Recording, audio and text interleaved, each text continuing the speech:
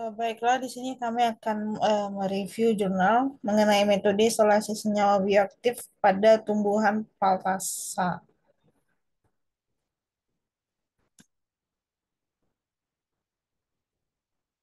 Untuk metode ini digunakan, yang pertama dilakukan proses maserasi, di mana maserat yang diperoleh dari hasil penyaringan dievaporasi sampai diperoleh maserat metanol agak kental. Ekstrak metanol diekstraksi cair menggunakan corong pisah dengan pelarut pada kepolaran yang berbeda. Dimulai dari pelarut yang paling nonpolar yaitu dengan N-heksan, kemudian metilen klorida, kemudian kloroform dan etil asetat. Setiap fraksi yang diperoleh dievaporasi sampai kering dan kemudian ditentukan beratnya serta diuji aktivitasnya. Lalu kemudian vaksinasi. Nah, vaksinasi ini dilakukan pada ekstrak yang paling aktif. Sebelum ekstrak divaksinasi, terlebih dahulu dianalisis dengan KLT dan dideteksi dengan lampu UV dan penyemprotan larutan sarium sulfat, lalu dipanaskan untuk menentukan LUN yang cocok dalam proses vaksinasi. Vaksinasi dilakukan dengan menggunakan KKV. Fraksi-fraksi yang diperoleh dianalisis dengan KLT. Fraksi yang kemudian yang mempunyai nilai RF yang sama digabung kemudian dievaporasi sampai kering. Ditentukan beratnya dan dilakukan uji aktivitas. Fraksi-fraksi yang aktif kemudian divaksinasi lebih lanjut menggunakan KKT dan KKG yang dilakukan berulang kali sampai diperoleh isolat murni dan selanjutnya diuji bioaktivitasnya. Uji bioaktivitas yang dilakukan adalah brain shrimp letalitas yang dilakukan dengan benur udang asalina. Uji ini mempunyai korelasi positif dengan uji-uji sekunder yang lain, seperti sebagai antitumor sel murni leukemia 388 maupun anti kanker.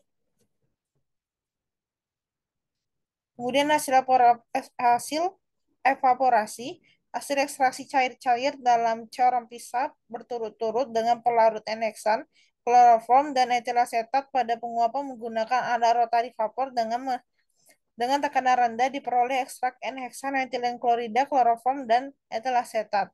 Ekstrak kloroform divaksinasi menggunakan KKV dengan silika gel GEF254 100 gram dan LUN Hexan. Hexan etil asetat, aseton, dan metanol dengan kepolaran yang terus ditingkatkan diperoleh 22.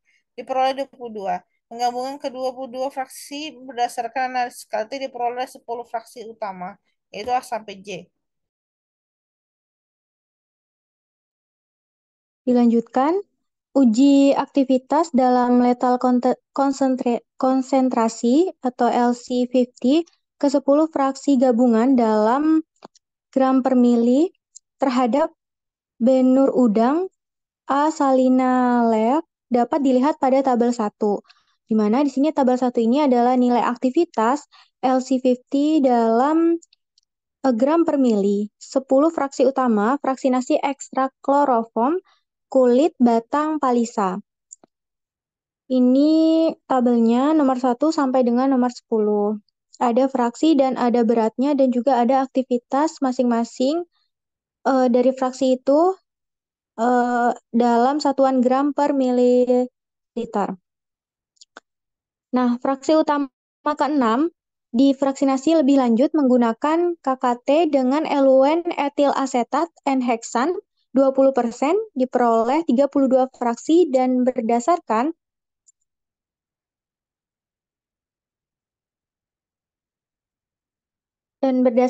analisis KLT diperoleh 4 fraksi utama F1 sampai dengan F4, di mana fraksi G divaksinasi menggunakan KKT dengan LUN etil asetat N-heksan 30% diperoleh 26 fraksi. Berdasarkan analisis dengan KLT menghasilkan 5 fraksi utama G1 sampai dengan G5. Selanjutnya, analisis dengan KLT menunjukkan bahwa fraksi F3 dan fraksi G2 mempunyai noda dan RF yang sama sehingga digabung menjadi fraksi Y. Fraksi Y divaksinasi lebih lanjut menggunakan KKT dengan LUN kloroform, etil asetat, 0 sampai 30% diperoleh 34 fraksi, diperoleh 4 fraksi utama, yaitu Y1 sampai dengan Y4. Pada fraksi utama ke-1, yaitu Y1, ini setelah dikristalisasi dengan etil asetat, kloroform 1:99 diperoleh senyawa 1. Fraksi utama H terdapat endapan difraksinasi menggunakan KKT dengan eluen etil asetat, N-heksan 40%, diperoleh 46 fraksi. Hasil analisis dengan KLT ini diperoleh 4 fraksi utama, yaitu H1 sampai dengan H4. Fraksi utama ketiga, yaitu H3, direkristalisasi dengan etil asetat, N-heksan diperoleh senyawa 2. Lanjut ke identifikasi dan uji bioaktivitasnya, di mana senyawa 1 ini diperoleh sebagai kristal berbentuk jarum kehijauan dengan titik leleh 182 sampai dengan 184 derajat Celcius. Spot pada KLT berpendar putih di bawah sinar UV 254 nanometer menunjukkan bahwa senyawa ini mempunyai kromofor atau ikatan rangkap terkonjugasi yang mengindikasikan suatu senyawa fenol. Hasil uji bioaktivitas terhadap asalinalek diperoleh LC50 143,59 gram per mililiter. Hasil ini menunjukkan bahwa senyawa yang diisolasi ini bersifat cukup aktif. Senyawa 2 diperoleh sebagai kristal putih berbentuk jarum dengan titik leleh 100 sampai dengan 102 derajat Celcius. Senyawa ini adalah golongan alkaloid. Hal ini didukung dengan uji kualitatif yang dilakukan menggunakan reaksi Dragendorf, menghasilkan warna kemerahan yang mengindikasikan sebagai senyawa alkaloid.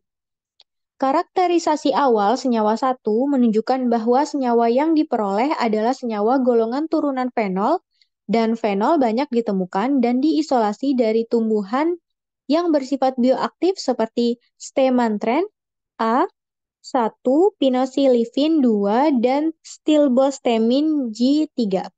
Gambar 1. Nah, ketiga senyawa ini aktif sebagai antifungal dan anti jamur. Ini ada gambarnya. Gambar 1 yang menunjukkan Stemanthrene A, Pinosilifin, dan Stilbostemin. Berdasarkan hasil penelitian, dapat dikemukakan bahwa ekstrak atau fraksi yang bersifat aktif setelah difraksinasi lebih lanjut akan menghasilkan fraksi atau senyawa murni yang juga bersifat aktif seperti pada fraksi Y.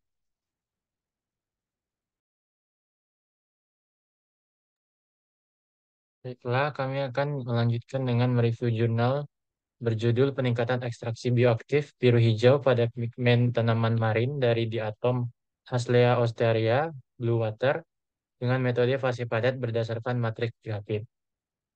Silakan Elba.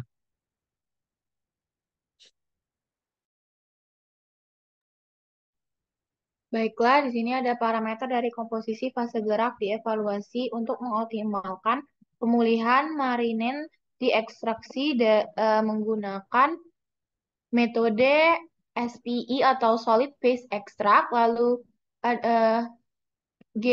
GCB itu grafit carbon black.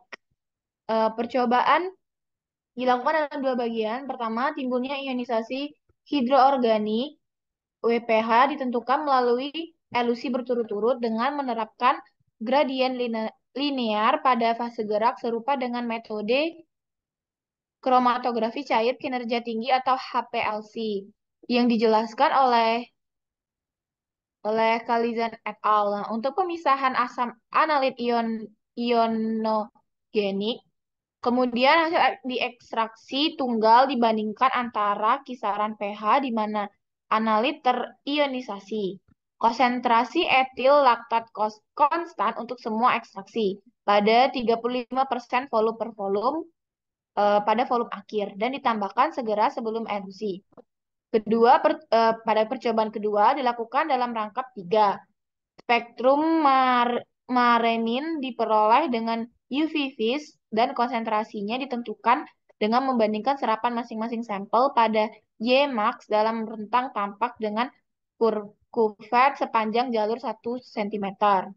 Ionisasi kromofor berbanding dengan kartrid Supelco NV Carb 100 mg dikondisikan dengan 2,4 mili etanol diseimbangkan dengan 2,4 mili air deionisasi diisi dengan 24 mili liter BB, kemudian dicuci dengan 2,4 mili air deionisasi. Muatan molekul marinen ini yang teradsorpsi dinetralkan dengan 1,2 ml buffer fosfat 100 mmPH dengan pH 2 dan eluen yang mengandung buffer dengan peningkatan pH.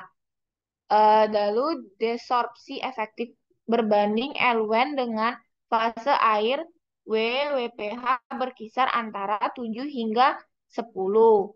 Disiapkan dengan langkah tambah besar sebesar 0,5 unit pH. Fase gerak terdiri dari etil laktat yang dicampur dengan buffer fosfat 200 ml yang mengandung 10 mm natrium sulfit.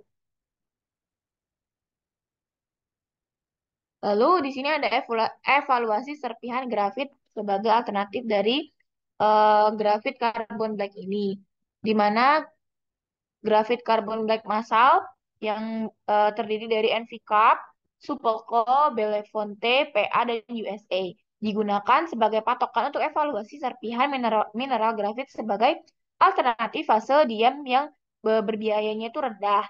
Grafitnya adalah serpihan yang dapat dibasahi 325 mesh dengan rentang 50-70%, lalu 99% karbon, yaitu Sigma Aldrich Oakfield, Kanada. Untuk menentukan titik jenuhnya, sekitar 500 mg dikeringkan pada suhu 105 Celcius semalaman dan didinginkan dalam desikator. Dalam rangkap 3, 100 mg ditimbang pada timbangan mikro. Kemudian ditempatkan dalam tabung sentrifugasi berbentuk kerucut 50 mili dengan 2,4 ml natrium metabisulfit 60 mm. Kemudian tabung disentrifugasi 30 menit pada 4.000 kali gram dan supernatannya itu dibuang. Tabung diisi kembali 50 ml BB dicampur dan disentrifugasi kembali. Supernatan yang diekstraksi sebagian dianalisis dengan UV-Vis dan dibandingkan dengan konsentrasi BW awal. Untuk menentukan kapasitas retensi marenin ini berdasarkan berat fase padat. Konsentrasi marenin ini ditentukan dengan UV-Vis, yaitu dengan membandingkan serapan masing-masing sampel pada Ymax pada rentang yang tampak dengan kuvet panjang jalur 1 cm. Kemudian untuk pemulihan atau fraksinasi ekstrak kasarnya ini, tanaman marin secara ekstraseluler yang kering diperoleh dengan pengendapan ultrafiltrasi dalam etanol yang berlebih 5:1 volume per volume, yang dimana dikumpulkan dengan sentrifugasi dan dikeringkan di bawah aliran nitrogen. Kemudian dilarutkan dalam campuran etil laktat berair 35% volume per volume dan disaring pada wol kaca. Dalam rangka 3, jumlah yang sama dari ekstrak hidroorganik ditempatkan dalam tabung mikro sentrifugasi dengan peningkatan konsentrasi etanol. Tabung didinginkan pada suhu 4 derajat Celcius dalam semalam dan disentrifugasi selama 15 menit pada suhu 4 derajat Celcius. Supernatan dipindahkan dalam kuvet spektrofotometri dan diukur pada volume yang sama. Konsentrasi marin ditentukan dengan serapan masing-masing sampel pada Cmax pada rentang yang tampak dengan kuvet panjang jalur 1 cm. Marin dilarutkan dalam larutan etil laktat 35% volume per volume digunakan sebagai kontrolnya. Nah, pada proses pemurniannya, dengan 6 mili etanol digunakan diikuti dengan 6 mili natrium metabisulfit 60 mm, katri diisi dengan 60 mili, kemudian dicuci dengan 6 mili air. Air dihilangkan dengan 6 mili etanol dan fraksi polisakarida yang diperoleh kembali dengan 3 mili campuran diklorometanol atau DCM dan metanol MEOH 6:4 volume per volume yang mengandung 0,2% volume per volume asam triouraasetat atau TFA. Dengan sisa DCM dihilangkan dengan 6 mili etanol dan molekul marin yang diterabsorpsi diionisasi dengan 3 mili larutan buffer fosfat dengan pH 8. Fraksi marin dialusi dengan 3 mili campuran asetonitril 35% volume per volume dan buffer fosfat yang mengandung 5 mili natrium sulfit, asetonitril yang digunakan sebagai pengganti etil laktat karena panjang gelombang batas UV yang rendah. Untuk fraksi polisakarida yang dikeringkan di bawah aliran nitrogen dan dilarutkan dalam 3 mili metanol untuk analisis UV vis, yang dimana sampel dipindahkan ke dalam botol kaca, dikeringkan dan ditimbang dengan timbangan mikro.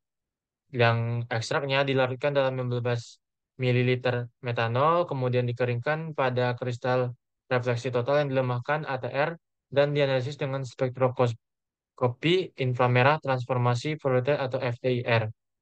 Nah, ekstraksi lain dilakukan dengan cara yang sama dalam langkah 3, di mana analit dilarutkan dalam 3 mili air sebagai pengganti metanol untuk mempelajari serapannya tanpa artefak batas pelarut. Sampel polisakarida atau sulfasi disiapkan untuk NMR mengikuti prosedur pemurnian yang sama. Ditingkatkan 20 kali lipat, yang dimana di ekstrak kaca fitnya ditambahkan ke dalam jarum suntik 60 mili dikemas basah dengan 5 gram suspensi GCB di dalam etanol, yang dimana ekstrak kasar ini dikeringkan dengan rotary evaporator dan dilarutkan ke dalam 500 mikrometer dimetil sulfoksida diuteresi atau DMSO D6. Sampel lain dibuat dengan cara yang sama dan dietilisasi dengan perlakuan alkali seperti dijelaskan. Dan juga sampel diaduk pada suhu 24 derajat Celcius selama 14 jam dalam 5 mili natrium hidroksida 50 mili dan natrium klorida 13,5 mili dalam atmosfer nitrogen. Sampel dinetralkan dengan HCl disaring dengan sel 545, didialisis dalam membran selulosa regenerasi 3,5 dan dikeringkan beku. Fraksi marin dipindahkan ke dalam tabung sentrifus berbentuk kerucut 15 mili, kemudian diendapkan dalam etanol 2,5:1 volume per volume. Sampel didinginkan pada suhu 4 derajat Celcius semalaman dan disentrifugasi selama 20 menit pada kecepatan 4.200 dengan supernatant yang dibuang dan endapan dicuci dengan 10 mili larutan etanol 80% volume per volume. Didapatkan dengan uji bioaktivitas dengan didinginkan terlebih dahulu pada suhu 20 derajat Celcius, yang dimana sampel disentrifugasi lagi dan endapan dilarutkan dalam 3 mili air deionisasi untuk analisis UV vis. Absorbansi diukur dalam kuvet dengan panjang jalur 1 cm.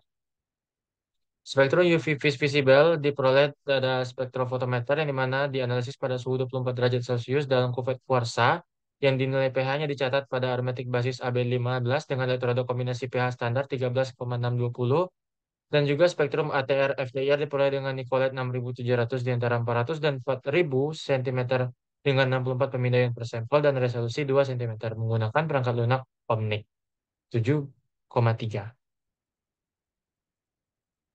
Nah, untuk langkah-langkah utama dalam parameter prosedur SPEGCB dirangkum dalam langkah yang pertama itu adalah filtrasi, yang kemudian dilakukan SPE atau solid pasif absorpsi, kemudian dilakukan dibilas dengan aquades dan disorpsi setengah dengan DCM MOH 6:4 dengan larutan TFA 0,2%.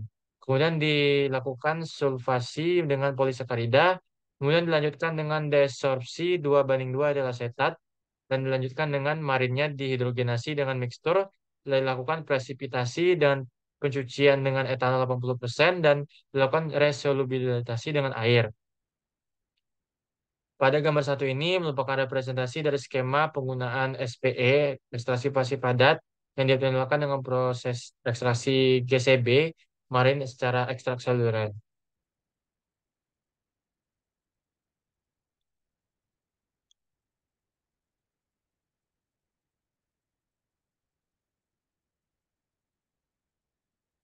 Prima. Baik, selanjutnya dilakukan analisis UV vis, di mana dari spektrum UV vis fraksi yang larut dalam metanol yang kemurniannya ini berbagai sediaan marenin yang dievaluasi dengan membandingkan serapannya pada rasio panjang gelombang, yang mana dia merupakan karakteristik kromofor marenin. Nah, sesuai dengan koefisien atenuasi molar yang dipublikasikan sebelumnya untuk EMN, nah untuk panjang gelombangnya tadi yaitu 247,322 dan 677 nm yang digunakan.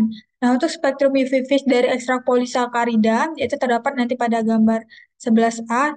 Nah, dan ini tumpang tindih dengan wilayah UV marenin yang dimurnikan dan menunjukkan kemiripan yang besar dengan spektrum IMN. Nah, yang tidak memiliki puncak pada 322 nm. Nah, melainkan memiliki bahu yang kecil dan mirip dengan polisakarida yang diekstraksi. Nah, untuk spektrumnya juga dia sangat mirip dengan yang diperoleh dari ekstrak polisakarida kayak Sargassum phaceolinium fucoidan dengan puncak tajam di wilayah UVC, bahu dekat 280 nm dan tidak ada serapan dalam spektrum tampak. Nah, terlihat di sini ada grafik yang A, itu ada spektrum UV vis dari polisakarida yang terisolasi yang dilarutkan dalam air dan metanol. Nah, kalau gambar yang B ini adalah spektrum UV vis dari kedua fraksi yang diperoleh dari metode SPE GCB, fraksi yang dilarutkan dalam air pada volume aslinya. Jadi dari tumpang tindih antara spektrum marenin dan polisakarida tersulfasi dalam rasio panjang gelombang itu digunakan sebagai proksi untuk penentuan komponen penyerap UV dalam sampel marenin. Nah, untuk polisakarida sulfat dan semua ekstrak marenin itu memiliki rasio yang sama untuk panjang gelombang UV yaitu 247 per 322 nm dan sebaliknya rasio UV terlihat pada 247 per 677 nm dari sampel yang dimurnikan dengan pertukaran anion lebih rendah dibandingkan kedua ekstrak kasar. Untuk stabilitas rasio UV yang nyata, apapun metode pembuatannya, itu menunjukkan bahwa serapan di wilayah UV itu terutama berasal dari senyawa yang tidak terkait dengan kromofor marenin. Nah, makanya oleh karena itu hasil tersebut itu dapat eh, dia menunjukkan kemurniannya yang serupa di mana antara ekstrak kasar ultrafiltrasi dengan ekstrak kasar SPE GCB dan setelah direkonstitusi untuk spektrum UV vis ini dia menunjukkan serapan serupa di wilayah UV marenin dan isolat dan menunjukkan bahwa kontaminasi dari senyawa penyerap UV itu berkurang setengahnya. Nah, pada tabel di bawah ini itu adalah rasio serapan karakteristik marenin panjang gelombang NM 1 NM-nya dengan perbandingan larut dalam metanol dengan fraksi marenin dari SPE, GCB, ENM, EMN, ultrafiltrasi dan dialisis. Di sini terdapat sampelnya apa aja, itu ada fraksi polisakarida, fraksi marenin, marenin ultrafiltrasi dan eh, untuk referensi yang dimurnikannya. Untuk metode ekstraksi di sini ada SPEGCB, sama fraksi Marani juga menggunakan SPEGCB. Terus ada metode ekstraksi 330 kDa dan 330 kDa pertukaran anion. Di sini terdapat panjang gelombangnya yaitu 247 per 322 dan 247 per 677.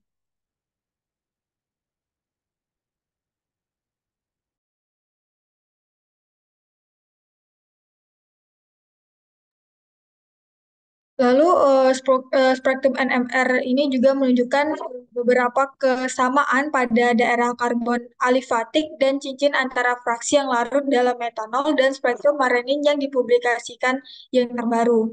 Nah, kemiripannya ini yang tinggi antara fraksi polisakarida dan spektrum UV marenin. Yang serupa tetap ada dalam ekstrak marenin dan ini itu menyiratkan bahwa fraksi yang larut dalam metanol tersebut itu hanya mewakili kelompok tertentu dari karbohidrat lain. Nah, walaupun meskipun dalam komposisinya dia masih harus ditentukan. Nah, untuk menjadi polyanionik, senyawa yang mirip dengan fukoidan itu mungkin secara kimia dia akan terikat pada kromomarenin yang lebih kecil dan dengan demikian mungkin merupakan komponen utama dari ekstrak marenin saat ini. Nah, ini juga didukung oleh perbandingan rasio panjang gelombang antara metode ekstraksi yang berbeda, bukti adanya sinyal polisakarida dan alifatik dari analisis NMR marenin sebelumnya, serta atribut yang dilaporkan sebelumnya seperti muatan polyanioniknya, peningkatan kandungan oksigen, dan berat molekulnya yang tinggi.